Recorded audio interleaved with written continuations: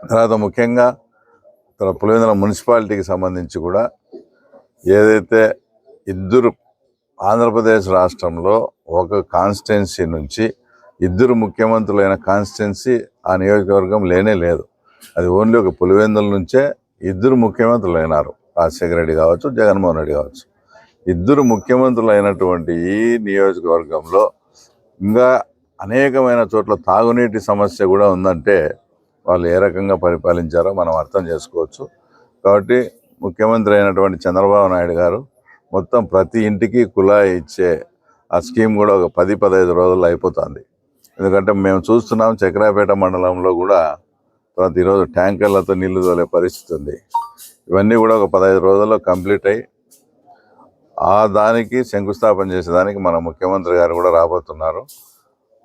అందులో వచ్చేసి పవన్ కళ్యాణ్కు సంబంధించిన శాఖ కాబట్టి ఇది పంచాయతీరాజ్ నుంచి ఈ వర్క్ అంతా చేశాం కాబట్టి ఇద్దరూ కలిసి రావాలని ఆలోచన చేస్తున్నట్టు కూడా తన జిల్లా కలెక్టర్ గారు చెప్పడం.